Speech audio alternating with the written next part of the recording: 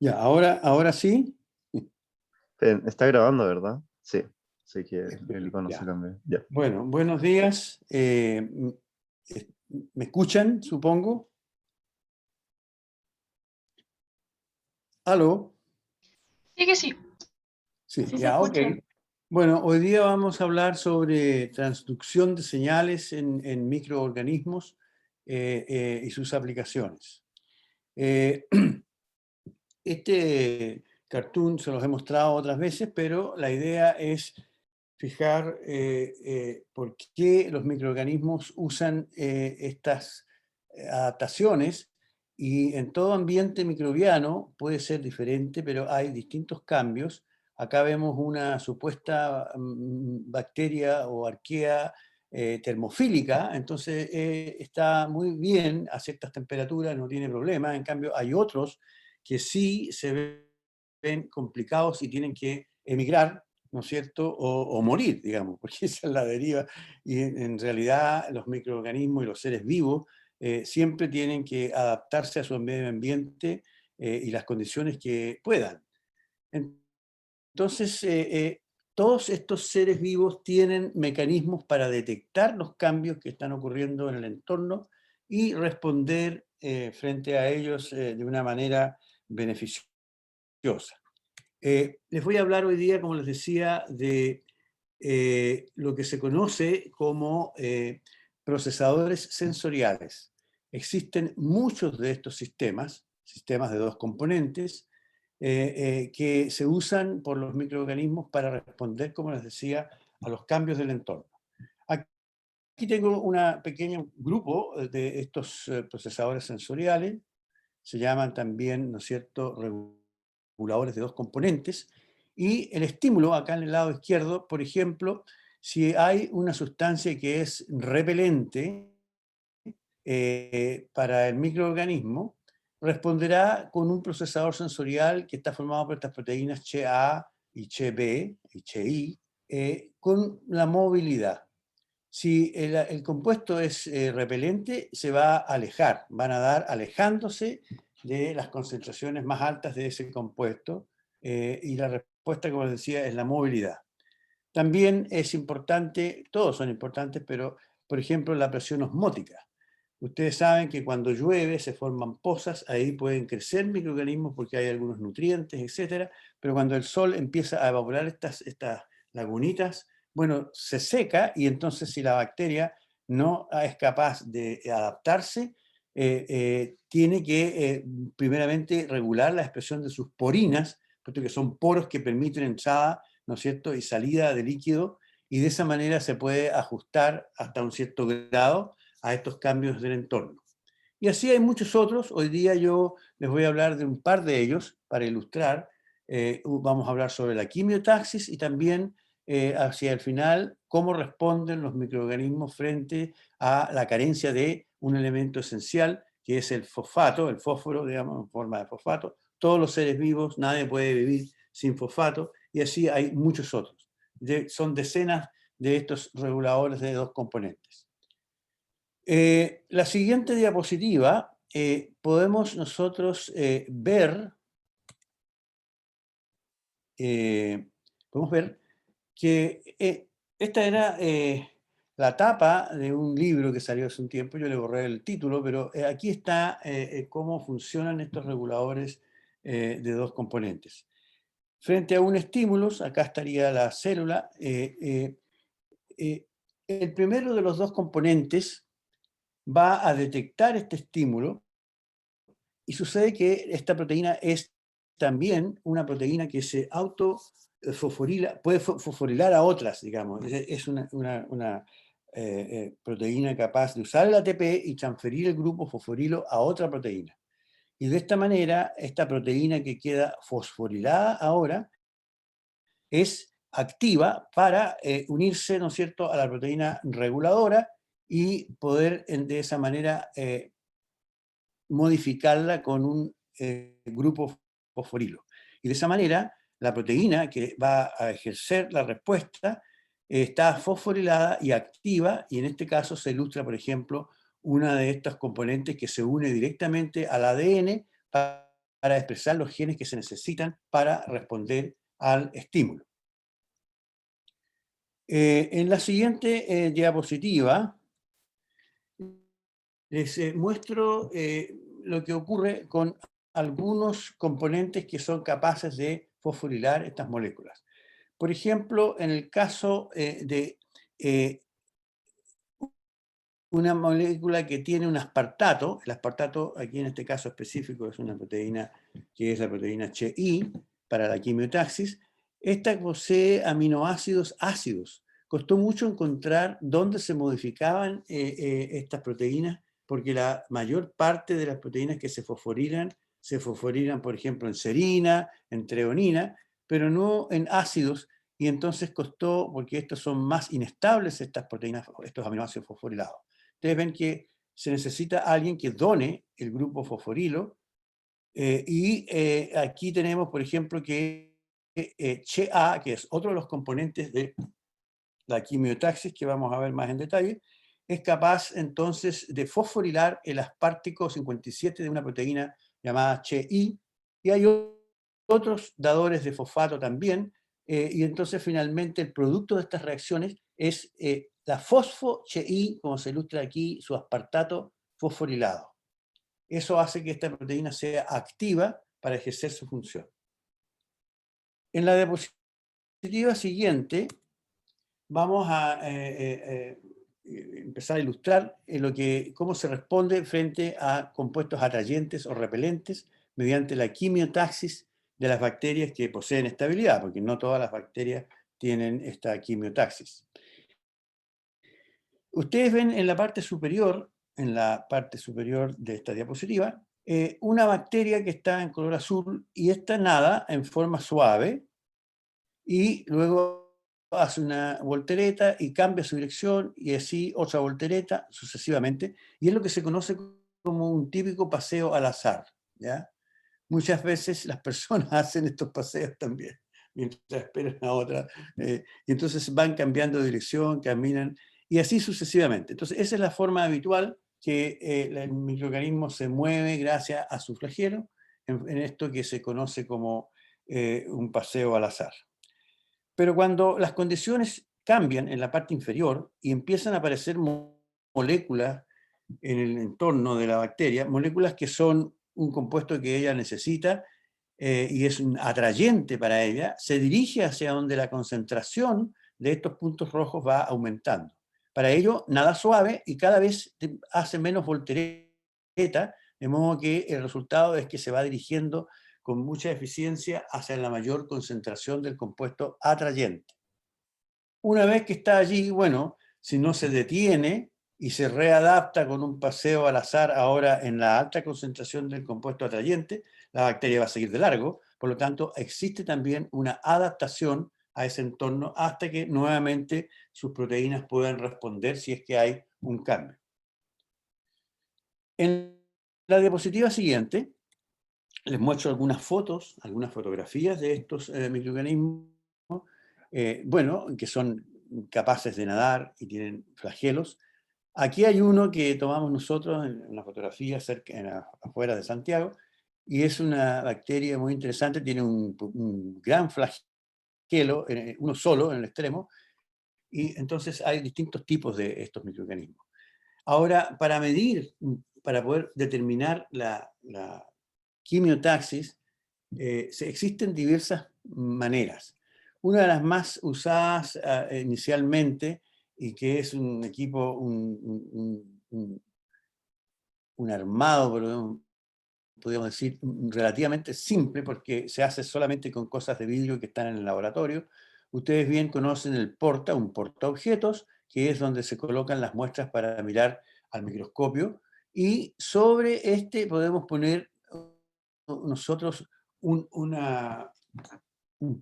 tenemos el porta y tenemos este trozo de vidrio que se pone encima para que el líquido quede entre ambos. Entonces tenemos una pequeña camarilla, por así decirlo, entre el porta y este vidriecito que se me fue el nombre este minuto, pero este vidrio, ¿no es cierto?, es más delgadito. Y si ustedes ponen líquido entre ambos, bueno, los microorganismos se pueden mover dentro de ese espacio mientras no se evapore todo el líquido. Y entonces el cubre objeto, o sea. Y entonces ahora lo que hacemos es colocar una suspensión con bacterias, porque se forma una pequeña cámara entre el porta y el cubre objetos, y entonces tenemos un capilar también que se ha doblado a la llama para que quede el espacio donde ponemos la suspensión bacteriana. Y finalmente nosotros tomamos un capilar que lo cerramos en un extremo y en el interior tenemos un compuesto que es atrayente. Entonces, en el tiempo, este compuesto que está soluble va a empezar a salir hacia la boca ¿no es cierto?, del tubito de vidrio, y las bacterias van a sentirse atraídas y empiezan a entrar al capilar que tiene el atrayente. Después de un tiempo este capilar se saca, se seca, digamos, para sacar las bacterias que estén por fuera y el líquido, y se vacía y se puede contar las bacterias que entraron, o bien se pueden plaquear en una placa y las que crezcan, entonces uno determina el número de microorganismos que fueron atraídos. Es una metódica bastante trabajosa, pero se usó mucho para determinar qué compuestos son atrayentes para la bacteria y cuáles son repelentes. Y hay muchas otras maneras de hacerlo, pero bueno, esta era para ilustrar una de ellas. En la siguiente diapositiva, nosotros tenemos una técnica que se llama ensayo de swarming, y que es parecido a lo que ocurre con las abejas cuando están en su panal y alguien las molesta, bueno, salen todas volando y se forma una nube que te persigue. Bueno, en este caso se han colocado aquí bacterias como estas pseudomonas B4, en el centro se han aplicado una cantidad de bacterias y hay un nutriente en la placa hacia el cual las bacterias van a empezar a moverse porque lo van a ir consumiendo y a medida que se acaba, bueno, migran hacia donde hay una mayor concentración del nutriente y se va formando así este halo en el tiempo que va creciendo. Otra de estas bacterias que son capaces de crecer en estos compuestos que son bifenilo y bifenilo policlorado, que son contaminantes que es muy importante poder eliminar del ambiente. Bueno, hemos hecho una inoculación en el centro de esta placa con estos microorganismos. Ustedes pueden ver que después del mismo tiempo que se le ha dado a la placa de la izquierda, bueno, no pasa nada. Entonces, ¿qué ocurre? ¿Se murieron las bacterias? Simplemente estas bacterias lo más probable es que no tienen flagelo y no pueden nadar y tampoco pueden consumir el compuesto, por lo tanto quedan ahí donde se aplicaron inicialmente. Pero son técnicas también muy utilizadas para ver la motilidad, la movilidad de los microorganismos y su migración hacia compuestos atrayentes. En la siguiente diapositiva podemos ver acá me tocó verla esta personalmente en una charla en un congreso bastante grande, porque es una película muy bonita que muestra bacterias, como Escherichia coli en este caso, con una técnica de una eliminación muy fuerte para poder detectar, y ustedes ven que la bacteria acá tiene los flagelos, porque tiene varios, son perítricos, alrededor de ella salen varios bacterios, varios flagelos, y estos flagelos se han condensado, se han enrollado, por así decirlo, formando una especie de tirauzón, que es como una hélice también. Acá tienen un esquemita en que se ve la bacteria con su flagelo y que están formando esta estructura rígida que al girar le permite nadar en forma, digamos, suavemente en una sola dirección. Pero la bacteria ya vimos que daba este paseo al azar, ¿no es cierto? Suave, nada suave. Y cuando da una voltereta, ella abre los flagelos, como se observa en esta fotografía y en este esquema. Entonces la bacteria nada suavemente con sus flagelos unidos como una especie de tirabuzón, es rígido como una hélice de barco, y cuando quiere cambiar la dirección, abre los flagelos. Esto pasa mucho cuando uno rema un bote, ¿no es cierto? Que los remos son los que ustedes pueden mover hacia adelante o hacia atrás y el bote puede dar un giro. Entonces es muy interesante poder detectar y medir este tipo de movimiento que tienen los microorganismos. En la próxima hay una representación diferente, pero que es bastante interesante de cómo es el proceso en que las bacterias van nadando. Y si suponemos que la línea horizontal es el tiempo, por una parte, y por otra, ¿no es cierto?, tenemos que estas rayitas verticales son la voltereta, entonces tenemos un paseo suave, ¿no es cierto?, voltereta, suave, voltereta, el paseo al azar. Si ustedes en este punto agregan un atrayente, la bacteria inmediatamente responde frente a esta excitación y comienza entonces a nadar en forma suave. Y nada suave hasta que se adapta, y una vez que se está adaptada a esa concentración nueva de atrayente, sigue su nado al azar. Donde está ahora la concentración mayor del el compuesto atrayente.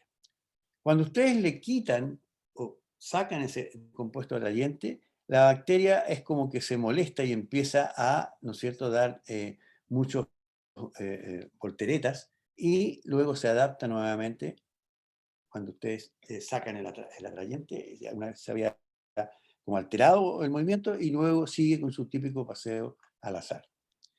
En la parte B vemos nosotros también qué ocurre no con un atrayente, sino con un repelente. Teníamos a la bacteria con su nado suave, ¿no es cierto?, y volteretas, pero cuando ustedes agregan una sustancia repelente ahora, la bacteria rápidamente trata de alejarse y hace todos estos movimientos, pero una vez que se adapta, nuevamente sigue con su paseo al azar. Cuando se saca el repelente del sistema, se obtiene lo que se llama desadaptación, y entonces migra y nuevamente se adapta. Entonces tiene todas estas respuestas que se pueden monitorear hoy en día mucho más fácilmente, con microscopios electrónicos muy potentes, con video, y entonces se estudia con mucho más detalle. La siguiente diapositiva, vamos a ver ahora en esta y en unas varias más, cómo se desplazan las bacterias. Para esto poseen lo que es un motor flagelar. El motorcito es una maravilla, los físicos se enamoran de este motorcito cuando lo ven, y lo han estudiado muchísimo desde el punto de vista mecánico prácticamente y de funcionamiento.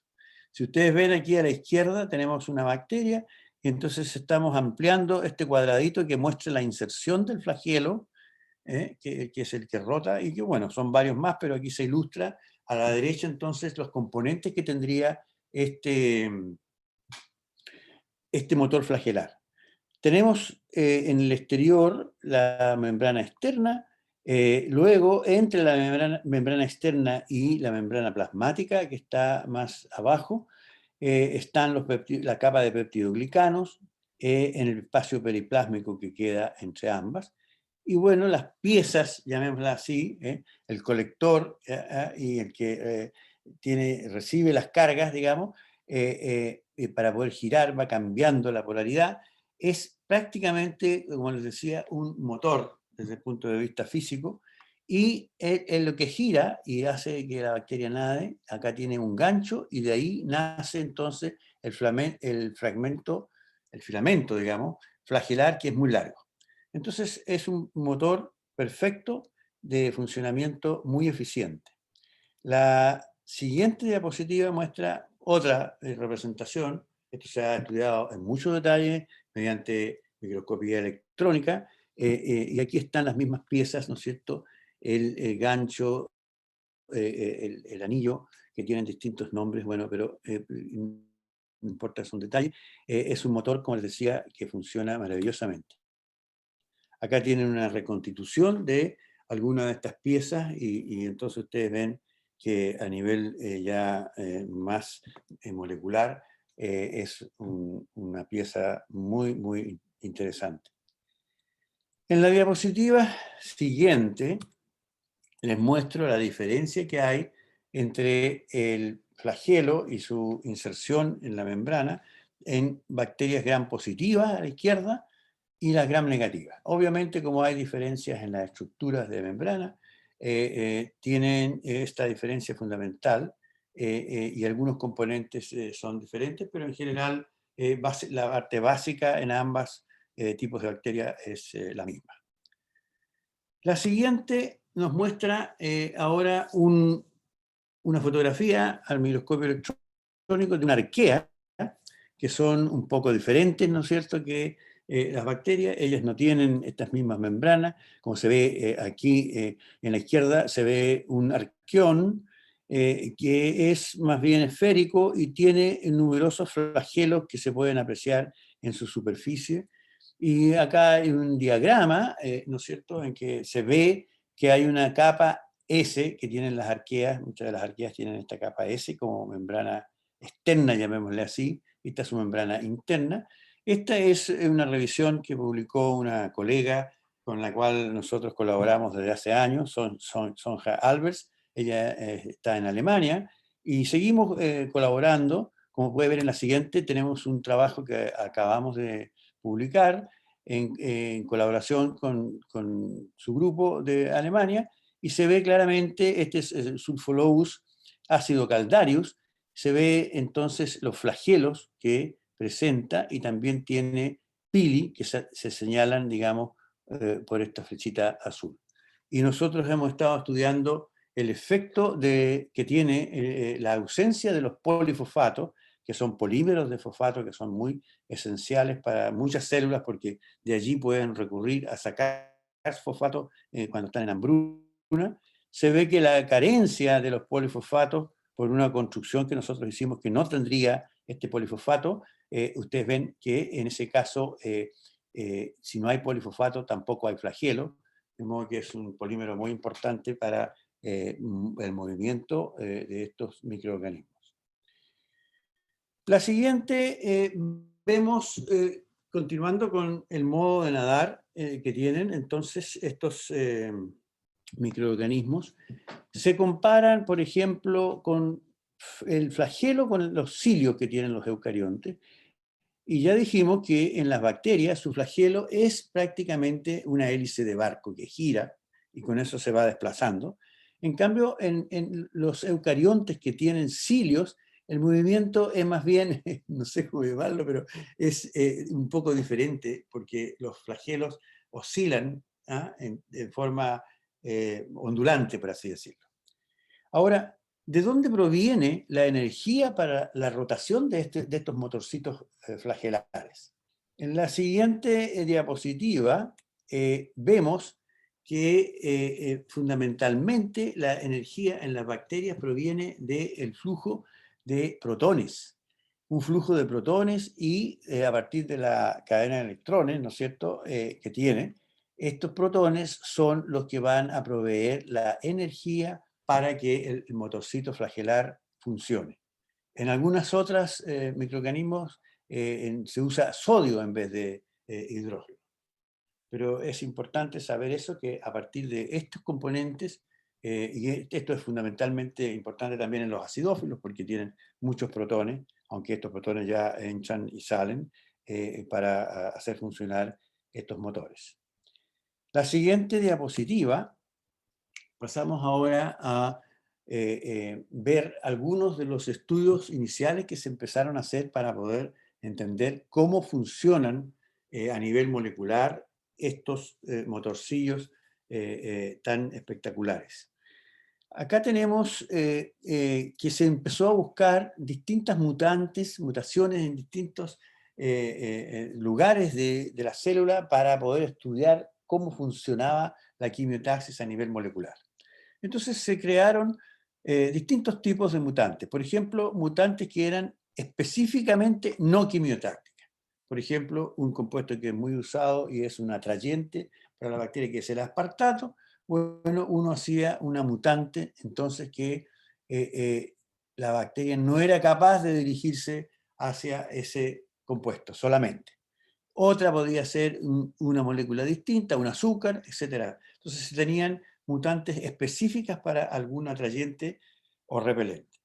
Luego también se fabricaron mutantes múltiples, que eran no quimiotácticas porque tenían múltiples cambios, y después otras que eran no quimiotácticas ingeneradas. Eran muchos los cambios que habían y entonces no había posibilidad de tener ningún funcionamiento.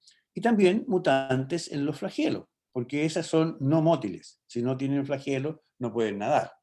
Y finalmente, entonces, bueno, toda esta cadena de productos que transmiten la información externa para que finalmente el flagelo nade a favor o en contra de los punteros del reloj y la bacteria pueda cambiar su rumbo, es lo que interesaba poder dilucidar en esos años. Esto era más o menos en los años 80 por ahí.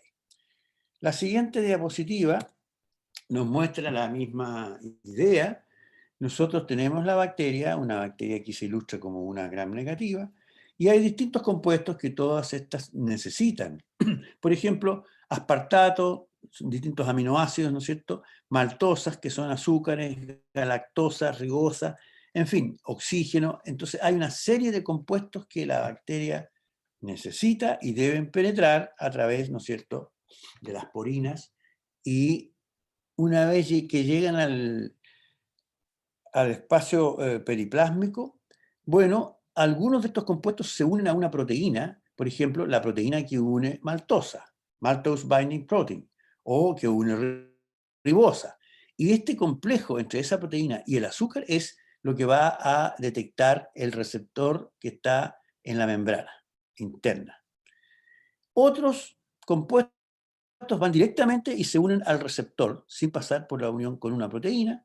Y la idea entonces es que todos estos receptores que son de membrana van a detectar las moléculas que penetran y van a responder dependiendo si es un atrayente o un repelente. Hay dos enzimas importantes, una que metila, agrega un grupo metilo a estos receptores, y otra que los desmetila, que es una esterasa y que saca los grupos metilo. Entonces, los grupos metilo son la señal que hace que la molécula funcione de una manera o de otra, si es que está o no metilada. Y se ha entonces estudiado cómo se transmite esta información ahora hacia los productos génicos que vamos a ver enseguida, y que estos productos génicos entonces tienen que actuar para que el motor flagelar gire hacia favor de los punteros del reloj o en contra de los punteros del reloj. Entonces, un aspecto muy importante es la metilación y la desmetilación,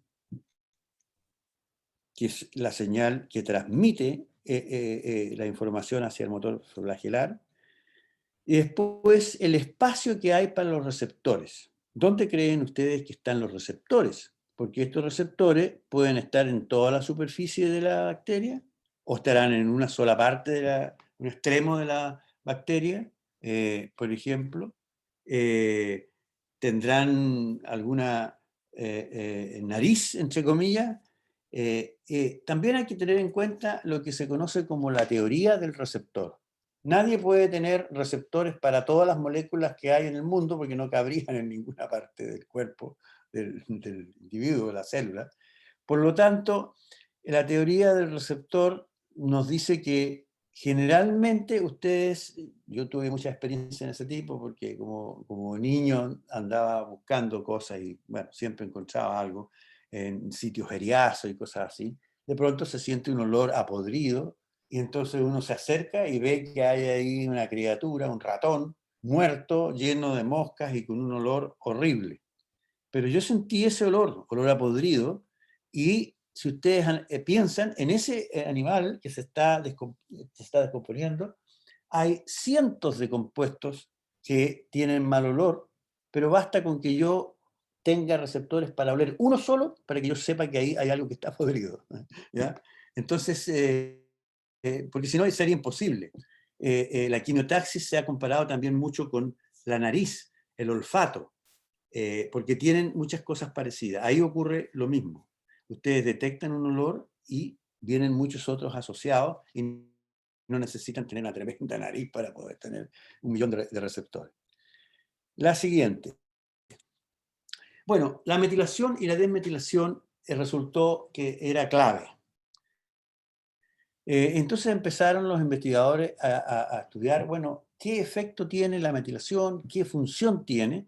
Y entonces lo que ellos medían eran los niveles de metilación en el tiempo, cómo cambiaban. Entonces, inicialmente la bacteria aumentaba su nivel de metilación en sus receptores, pero cuando estaba, digamos, en condiciones normales, cuando ustedes le agregaban un atrayente, como se ve en esta parte superior, rápidamente los niveles de metilación de las proteínas que están en la membrana aumentaba, como se puede ver acá.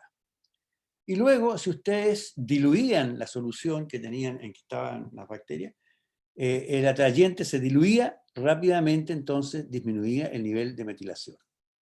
En la parte inferior vemos que cuando ustedes agregaban un repelente, las membranas ya tenían un nivel inicial de metilación, pero al agregar el repelente se desmetilaba, perdían los grupos metilos. Entonces, claramente, esta investigación mostró que era muy importante la metilación y la desmetilación de estos receptores para los cambios de respuesta.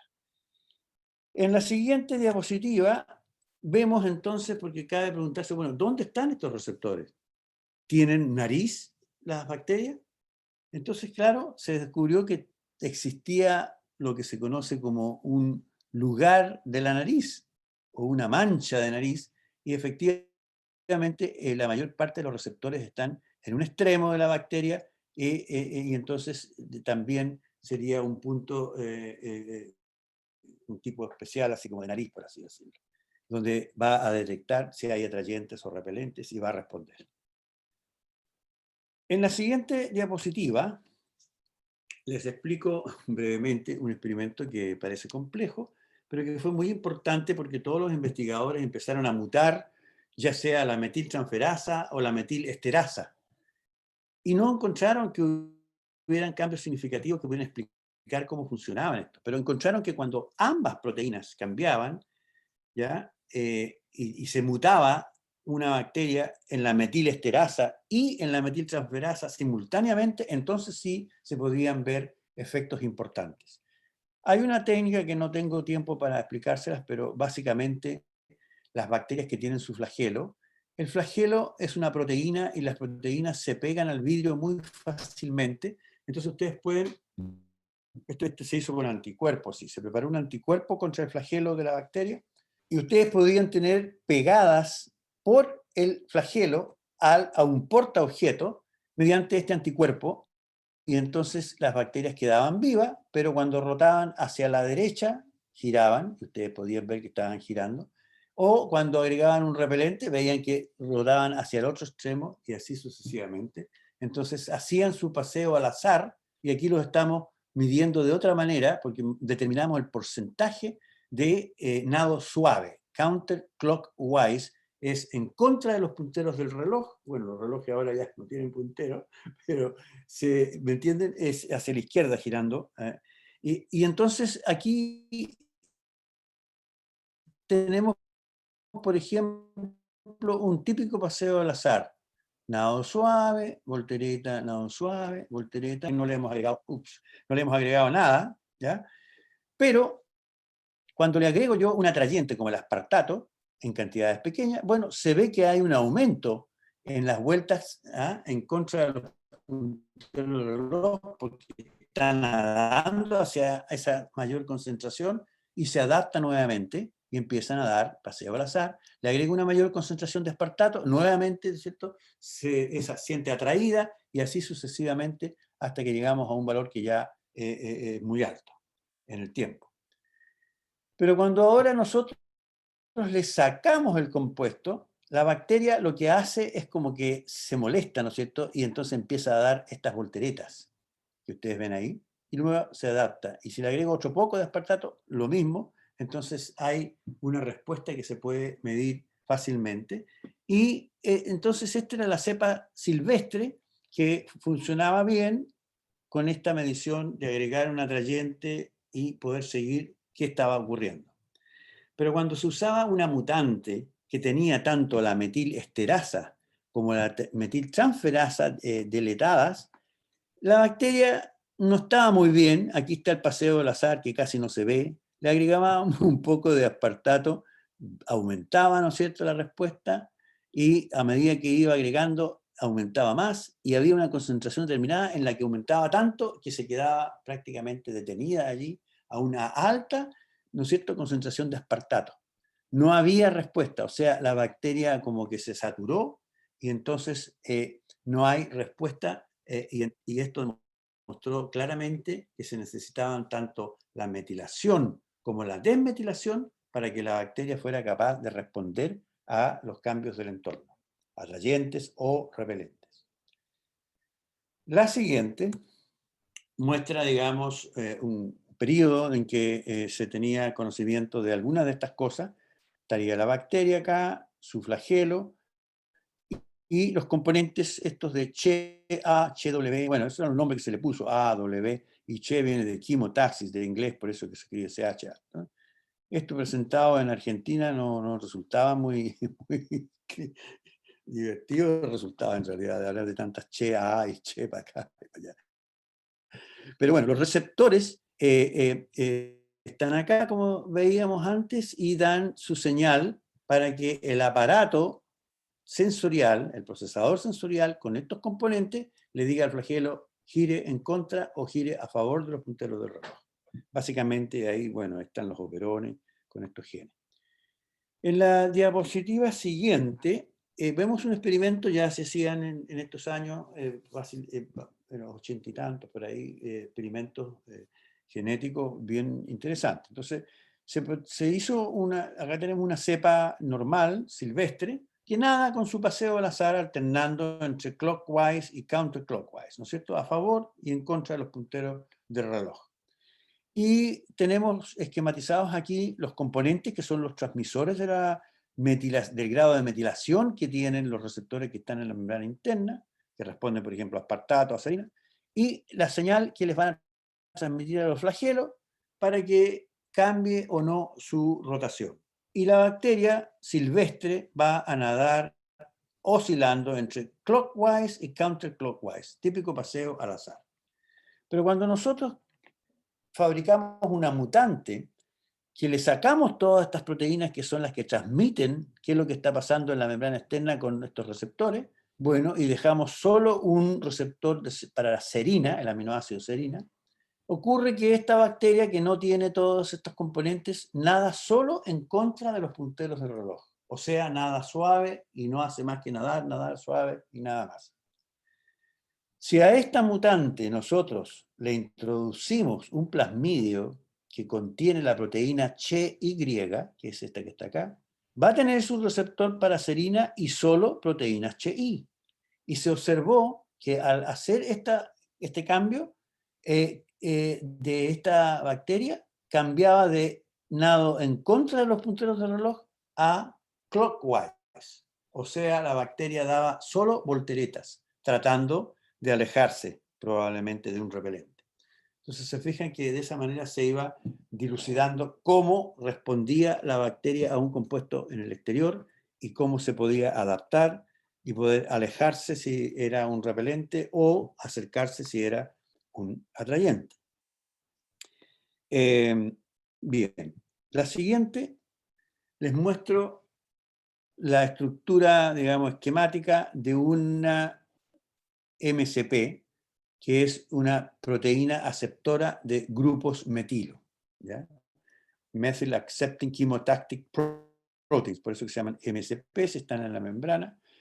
Y entonces, esta proteína, que es el receptor que recibe, ¿no es cierto?, el ligando que lo va a reconocer, que es esta pelotita roja que está acá, y son dos moléculas, como ustedes ven, formando el receptor, y está la proteína así en su amino terminal acá, se pliega en el exterior y después ingresa, y estas partes son el dominio que se metila en este aparato, digamos, proteico, y el dominio que señala está acá, que va a señalar hacia el flagelo, con otro mediado por otras proteínas. La siguiente diapositiva, entonces, ya es un esquema de libro, de texto, en que se observa, ¿no es cierto?, bueno, un corte aquí, un esquema, está el flagelo, y acá tenemos, ¿no es cierto?, la membrana externa, el periplasma, la membrana interna o plasmática, y entonces tenemos los distintos tipos de receptores. Estos reconocen aminoácidos, y los aminoácidos se van a unir ahí, y van a señalar que hay un atrayente, o lo que sea. Los azúcares generalmente se unen primero a una proteína y ahora la proteína con ese azúcar es el que se une al receptor para ellos, lo mismo para dipéptidos. Entonces todos estos serían atrayentes, y estos son las proteínas que unen estos sustratos y que están en el periplasma. Estos son los receptores que se metilan, ¿ya? Y que transmiten la señal para que el flagelo gire hacia un lado o hacia el otro y la bacteria pueda dirigirse hacia un atrayente o alejarse de un repelente. La próxima diapositiva nos muestra un ejemplo en caso de un repelente. Tenemos la bacteria con su membrana, tenemos el receptor quimiotáctico, el repelente se une a este receptor.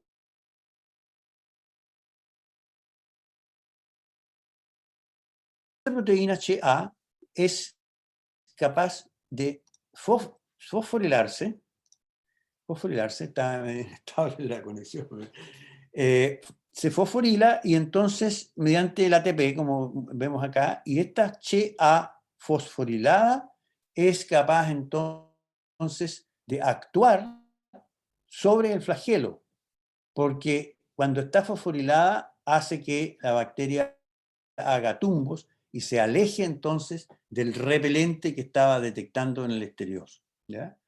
Bueno, esta respuesta termina porque existe una metilesterasa, que es, o sea, una enzima que es capaz de hidrolizar el fosfato, que es la HZ, y de esa manera queda libre el HI para poder volver a responder por fosforilación o defosforilación, ¿ya?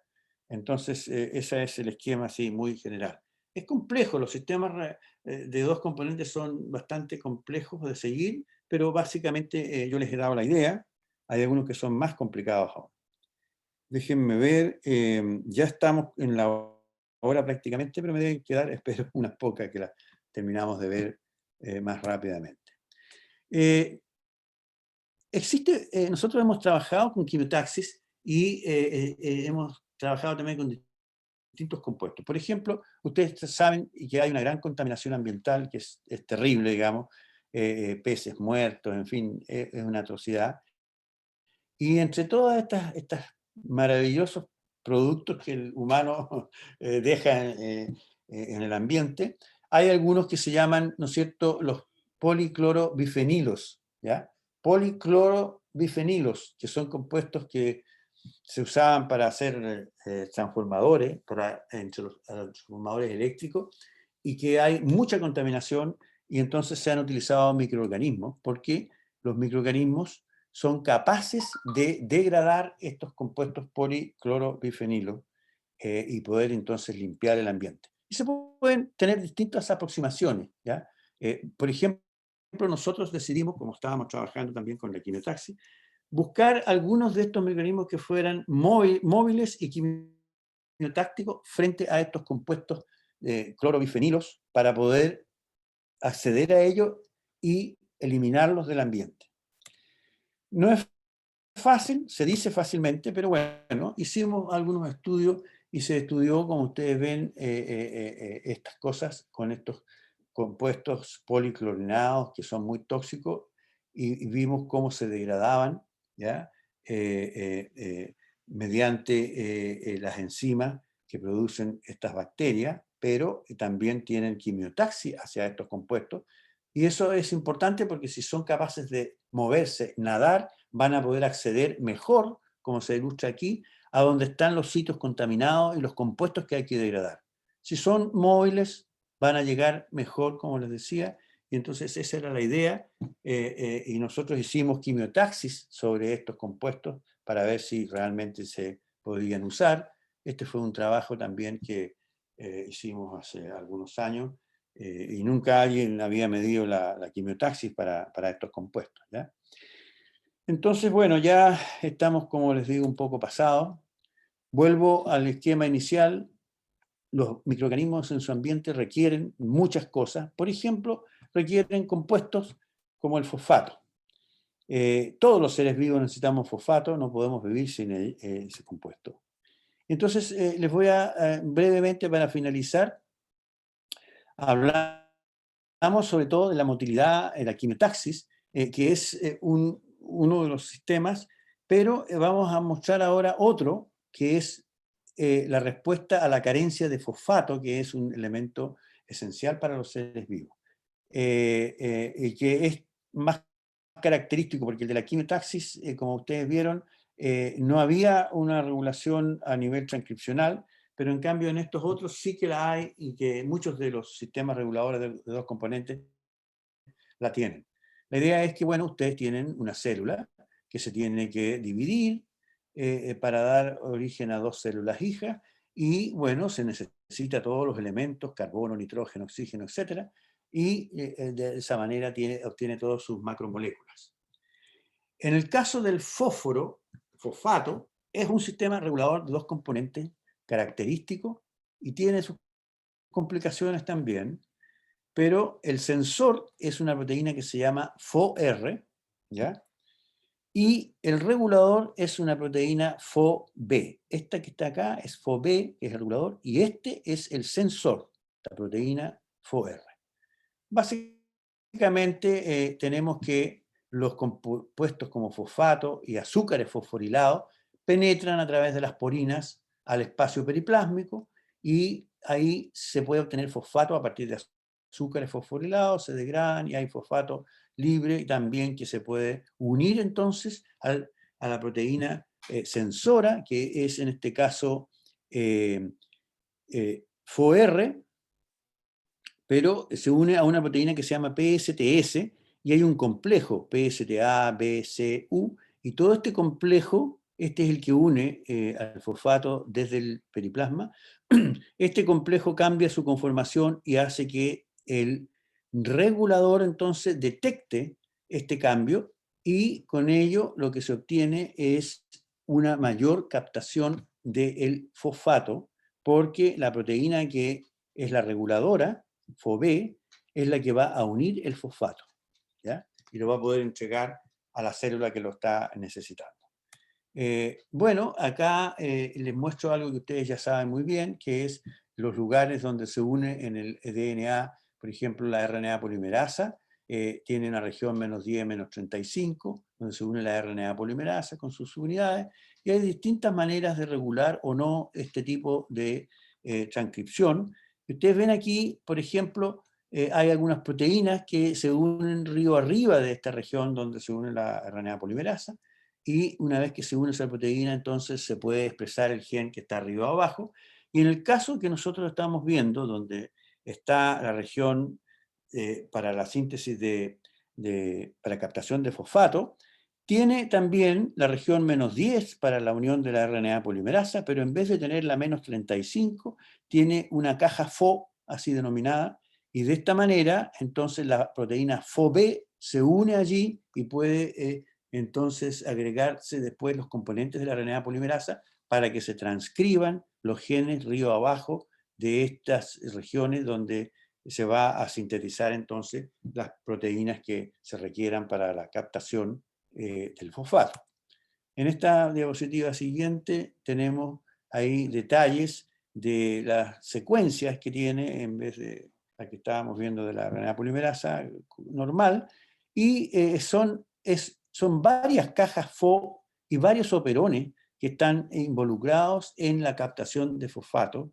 Es un sistema complejo, pero yo quería que vieran, porque la mayor parte de los sistemas reguladores de dos componentes son de este tipo, a nivel transcripcional. En cambio, en el caso de la quimiotaxis es distinto, porque no teníamos esta expresión variada de genes, sino que es una interacción directa entre algunas proteínas y los sensores.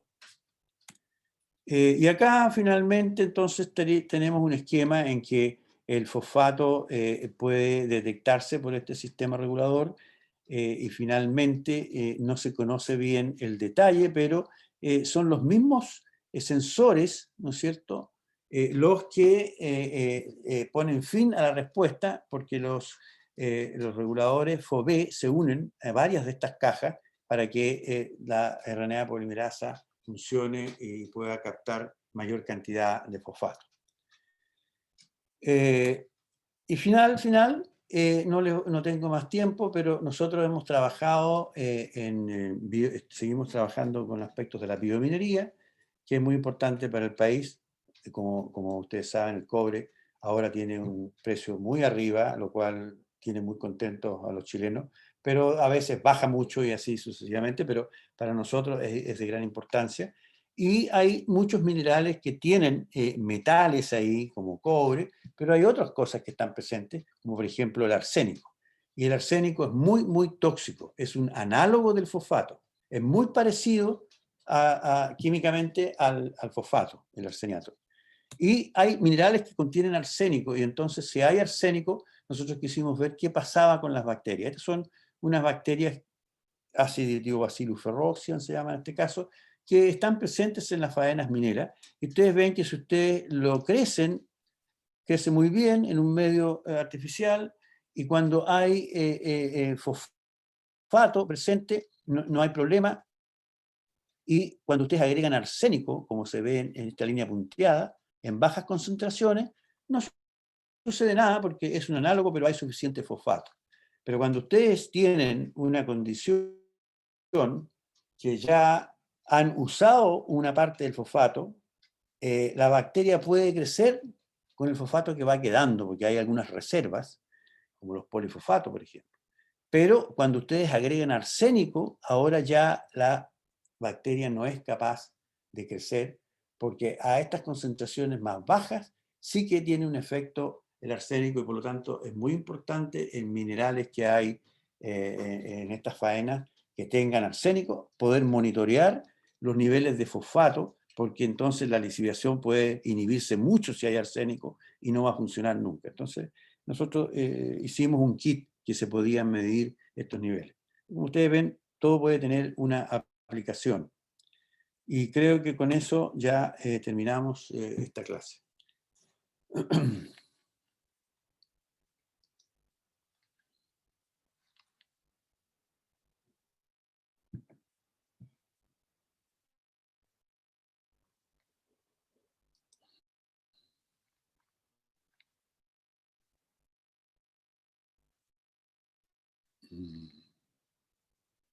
Profe, ¿le puedo hacer una consulta? Sí, por favor. Resulta que cuando mostró el MCP, nos mostró algo con el puntero y y no podíamos ver su flecha. No sé si lo podría repetir, por favor. La MCP, ¿en qué diapositiva podrá haber sido eso? Es un poco antes. ¿Un poco antes? Sí. Esa. La número, ¿no ves el La número? ¿Tú le ves? 27. La 27. Ah, esta. Estructura de una MCP, la proteína aceptora de grupos metilo. Se llama así methyl accepting chemotactic protein, ¿ya? Esta es la proteína que está inserta acá en la membrana. Acá está el periplasma, ¿no es cierto?, la membrana interna, y este es un dímero. Son dos moléculas de la proteína. Y este dímero, como les decía, forma el sitio de unión para el ligando, ya sea un aminoácido, esta pelotita roja está esquematizando eso, un aminoácido, un azúcar, se une allí y ahí se producen los cambios que expliqué posteriormente. Hay cambios de metilación, porque esta es la parte, la región que se metila, y estas son las regiones que señalan el estado en que está este receptor y dan la señal para que el flagelo finalmente, mediado por otras proteínas, gire hacia un sentido o hacia el otro. Ah, ya, perfecto. Eso está unido al flagelo. O sea, está unido entre comillas. Hay una cadena de proteínas que dan la señal. Ah, ya. Para Entonces esa es la que recibe al comienzo. Ya, perfecto. Muchas claro. gracias.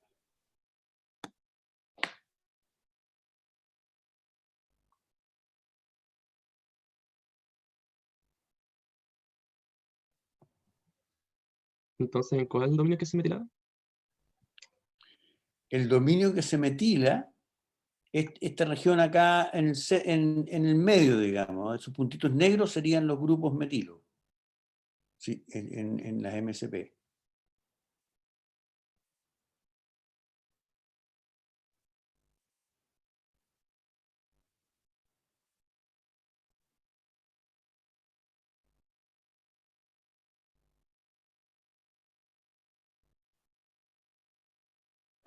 Profe, y de la diapositiva anterior a esta, Es que esa tampoco la pudimos ver mientras hablaba de ella. Algo No podíamos pasó ver la esta vez imagen. porque la otra vez se iban cambiando y las cambiaba Diego, pero no sé, ahora parece que yo la estaba cambiando, no, pero bueno, dime, ¿qué duda tienes con esta? Si podría repetir un poco como las conclusiones que se sacan a partir de esta imagen, es que como no podíamos ver la foto, como que no me podía imaginar lo que estaba Imposible, diciendo. imposible, imposible. Esta es la más bonita en realidad. Porque, mira, esta tenemos acá la cepa al lado izquierdo, en el lado A, tenemos la cepa silvestre. ¿Ya? Es un esquema, por supuesto. Sabemos que los receptores y transductores están en la membrana interna. ¿Ya? Ahí es donde está, por ejemplo, un receptor para el aspartato y un receptor para la serina. Entonces, estos compuestos, que son aminoácidos, la bacteria lo necesita, penetran por las porinas, ¿ya? Y se tienen que unir a un receptor. Algunos compuestos se unen primero a otra proteína que está en el periplasma y ese complejo con esa proteína se une ahora al receptor, ¿ya? Pero muchos van y se unen directamente al receptor. Y este receptor tiene que dar una señal a estas otras proteínas, que son una cadena de proteínas que van a finalmente decirle al flagelo gire a favor o en contra de los punteros del reloj. Entonces, esta bacteria que nada alternando entre clockwise y counterclockwise, paseo al azar, funciona bien. Pero si tenemos una mutante por delesión y le sacamos todas estas proteínas y le dejamos un solo receptor para detectar serina, lo que ocurre es que cuando tengo esta mutante, la bacteria nada al revés que era esta, que es la silvestre, que nada, como les dije, alternando, a favor y en contra de los punteros del reloj, el paseo típico al azar, ¿se acuerdan? Cuando le hemos sacado todas estas proteínas, que son una cadena que transmite la información al flagelo, bueno, esta nada solo en contra de los punteros del reloj, es decir, nada en forma suave, suave, o sea, como que no tiene ningún sentido de sentir cosas, sino que nada nomás. No alterna entre a favor y en contra, sino que solo en contra, que le hace nadar suavemente, derecho, sin moverse. Entonces, obviamente no está funcionando, pero se hizo esta construcción para ahora yo poder introducir una de estas proteínas y ver qué efecto tenía. A esta se le introdujo entonces la proteína CHI, con un plasmidio que aportaba CHI, y entonces tenía varias copias de CHI, esta mutante. Al ponerle varias copias de CHI, cambió su forma de nadar de en contra de los punteros del reloj a totalmente clockwise. O sea, la bacteria perdió su forma de nadar cuando no tiene CHI. Entonces, CHI es la que hace que el flagelo gire de una u otra manera. De hecho, tomando la cepa silvestre, se le introdujo un plasmidio que contenía la proteína CHI y entonces se le pusieron varias copias de CHI. Tiene las demás que tenía esta, pero le agregamos un exceso de copias de CHI y claramente esta bacteria, que normalmente nada alternando entre clock y counterclockwise, ahora nada solo clockwise. ¿Te fijas? Entonces, claramente el flagelo nada hacia un lado o hacia otro, dependiendo de la proteína CHI. Esta es la que le dice, y cuando CHI está fosforilada, hace que cambie el movimiento. Y cuando no está fosforilada, nada por default, o sea, como nada siempre, suave o lo que sea. Pero si está fosforilada, hace que se ejerza el cambio. Perfecto, me quedó Entonces, muy claro. es un experimento que fue muy bonito, en realidad es como un experimento de cátedra que se llamaban antiguamente, ¿no es cierto? Porque ilustra muy bien que hay una cadena de proteínas que transmiten la información, etc. Esto fue hecho por un investigador muy conocido que antes era enzimólogo, pero se dedicó a la quimiotaxis y que era Koshland. un investigador muy, muy importante hace años atrás. Profe, ¿y este experimento se hizo también con las otras proteínas como para saber también si había algún Y cambio o no? después se hicieron muchas mutantes y muchas pruebas y no era fácil, como te digo, estaban todos entusiasmados, se empezaron a hacer todos estos experimentos haciendo estas mutantes, pero no era fácil porque tenían que estar las dos proteínas mutadas para que hubiera un efecto. De estas proteínas, la CHI y la HZ, por ejemplo, en fin, se hizo mucho, hay muchas publicaciones en esos años, y se fue dilucidando muy bien. Hoy en día, este es uno de los más estudiados, es un bonito sistema, los otros también son bonitos, pero son más complicados, porque hay mucha regulación a nivel de la transcripción, hay mucha... En cambio, este se los mostré también porque es un caso diferente, pero ha sido muy, muy estudiado. Como les digo, los físicos les encanta esta parte de cómo funcionan estos motores moleculares de proteínas, son espectaculares. Y se ha avanzado muchísimo en esas técnicas que usan ellos. Profe, y ¿Sí? otra cosa, por qué sacan el receptor de, o sea, ¿por qué le dejan solamente el receptor de serina? Porque podíamos haber dejado solo el de las partículas. Claro. Escogieron uno ¿Eso nomás. es solamente uno? Ah, ya. Sí, Eso. sí, para dejar uno, claro.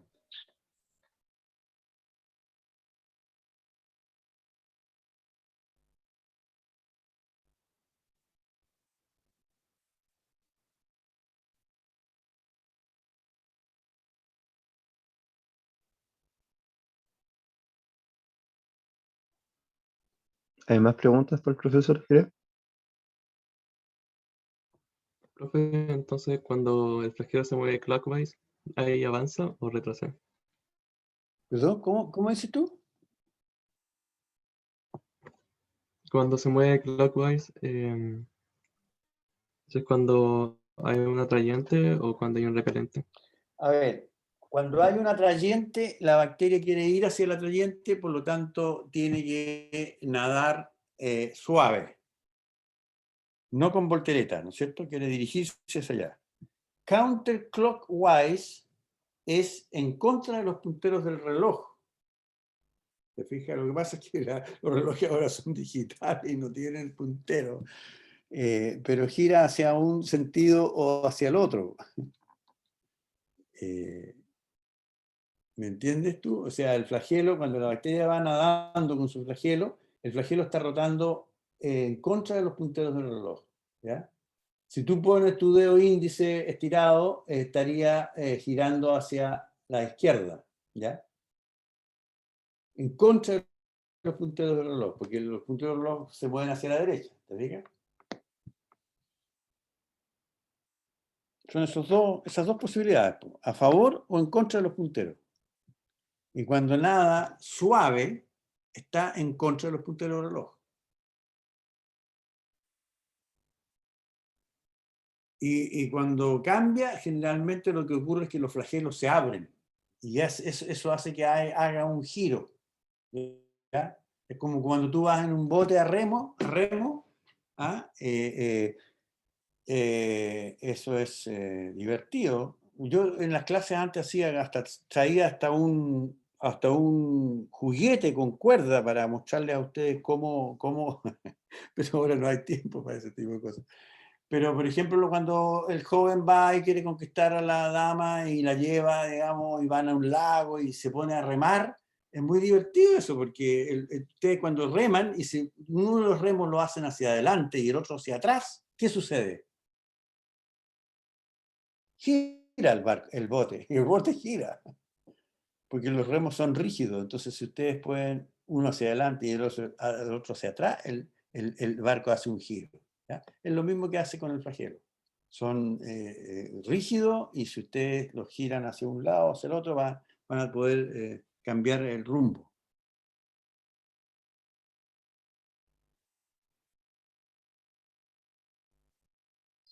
Profe, en el chat preguntaron por FOB y FOR. FOB y FOR, ¿ya?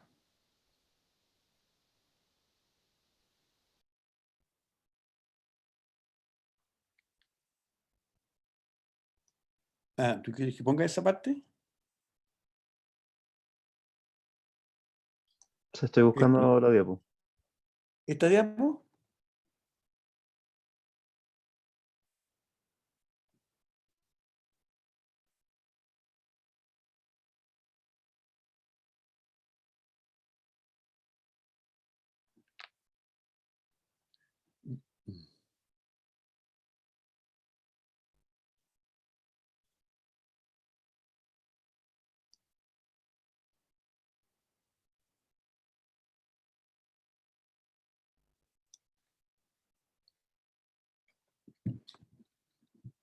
No sé si ven las diapos mías o no. Sí se ve.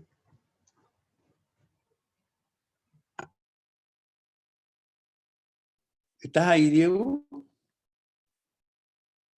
No, Sí, parece que no está. yo puse la diapo, está puesta. Esta es la que están preguntando si puedes explicar de nuevo. Ya.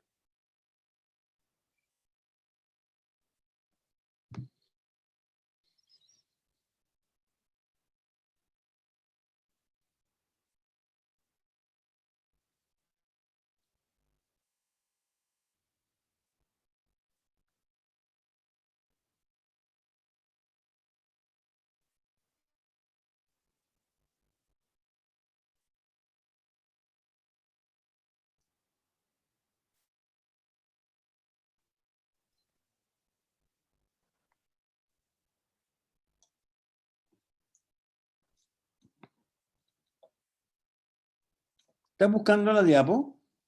No, no, es esta diapo, la que está puesta. Sí, ya está puesta. No sé si ves la pantalla. Yo la veo, claro. Pero, ¿querían preguntar algo sobre esto? Sí, no entendieron muy bien FOB y FOR. FOB y FOR. Bueno, FOB ya es el regulador, es un regulador transcripcional. Y cuando está fosforilado, es activo. Y entonces hace que el gen que se quiere expresar se exprese. Y los genes que se quieren expresar, bueno, ¿cuáles son? Los que forman parte del regulón fosfato, ¿ya? Para que haya más de estas proteínas, haya más fosfato que ingresa y que pueda ingresar mayor cantidad, porque esto es un equilibrio, ¿ya? Y que va a depender de la cantidad de fosfato que haya.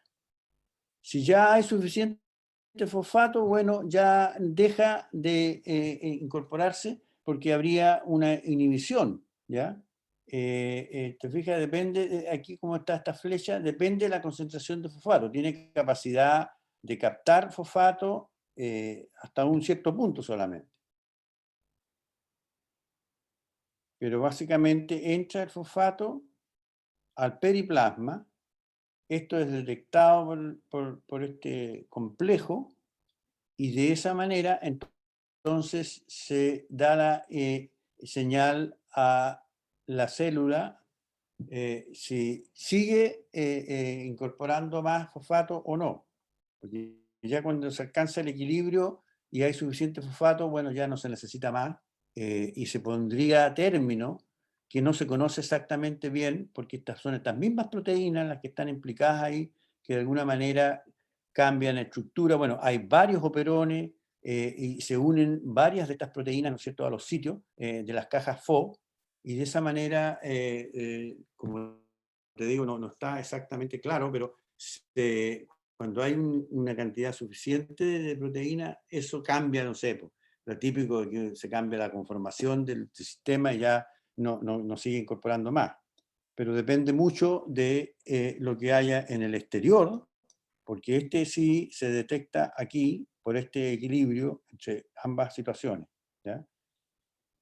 Se activa o no, este es un regulador, es una proteína reguladora de la transcripción, que se transcriba o no más los genes y se capte o no más fosfato del exterior. Tiene que ponerse un término, porque si entra mucho fosfato también es complicado, ¿no? Entonces es como un mecanismo feedback, en cierto modo.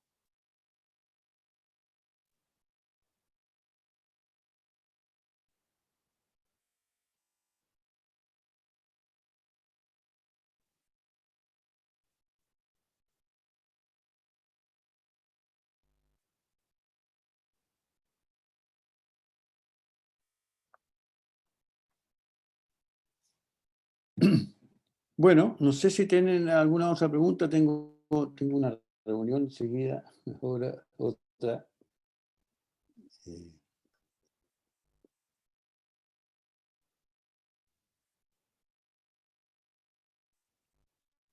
Igual si tienen alguna inquietud me pueden escribir un email.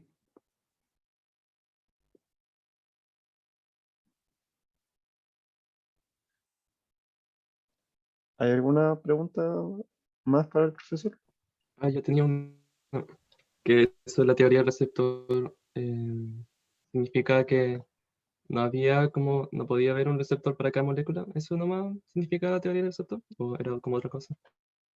Básicamente era eso, porque imagínate tú, es bonito porque yo he visto un paralelo que se hizo en alguna ocasión entre el olfato, ¿no es cierto?, y la quimiotaxis, porque en el fondo una bacteria detecta, ¿no es cierto?, sensa un compuesto y tiene que saber qué hacer frente a él. Se detiene, se aleja, te fijas, por si un repelente, tiene que tomar una decisión. Ahora, es interesante este asunto de la teoría del receptor, porque en las bacterias es mucho más sencillo el sistema, pero si tú lo comparas con el cerebro, bueno, ahí también hay que tomar decisiones, hay que, de alguna manera llega un estímulo y hay que tomar una decisión guardando las distancias, por supuesto, pero se ha hecho un paralelo entre el olfato y la quimiotaxis, porque el olfato hay moléculas que son, ¿no es cierto?, las que se detectan. Ahora, la teoría del receptor más que nada se refiere a que tú tendrías que tener una nariz gigante para poder oler todos los compuestos que existen.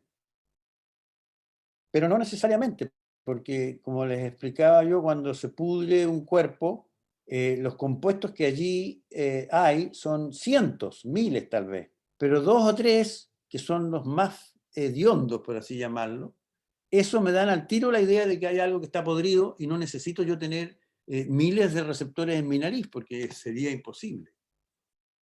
A eso se refería, pero en general se detectan los compuestos de esa manera. Lo mismo para las bacterias. Suponte tú, las bacterias, ¿cuántos receptores, te hago una pregunta, cuántos receptores debería tener una bacteria para aminoácidos? Para los aminoácidos. ¿20? Claro, siempre que les pregunto eso me contestan lo mismo, porque no es necesario, porque las proteínas tienen 20 tipos de aminoácidos, ¿no es cierto? Pero va a haber alguna excepción, pues alguno no va a estar así y hay menos, qué sé yo, pero en general, si yo tengo receptores para detectar 2 o 3 aminoácidos, no necesito tener 20. Porque ¿de dónde vienen los aminoácidos? Vienen de las proteínas que las mismas bacterias se mueren y se degradan. Entonces, si hay 2 o 3, seguro que están los 18 o los 17 restantes.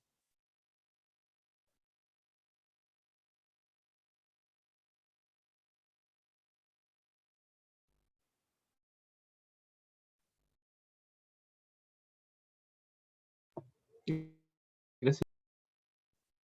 Ya, de que, como les digo, si tienen alguna otra duda que no los deja dormir, me mandan un email o ahí podemos ver.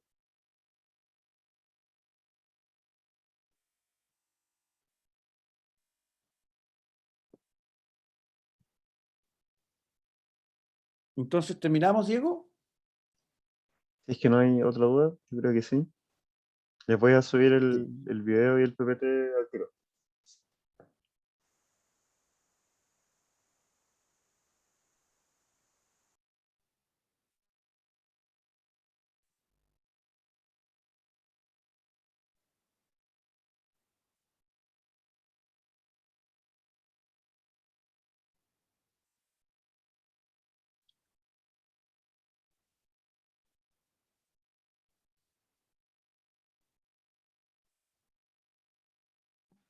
Chao, gracias. Ya, gracias a ustedes.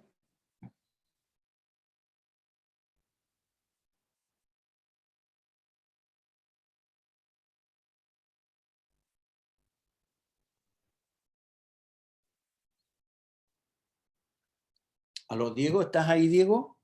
Sí, ¿Qué hicimos hoy que no estaba igual que la otra vez?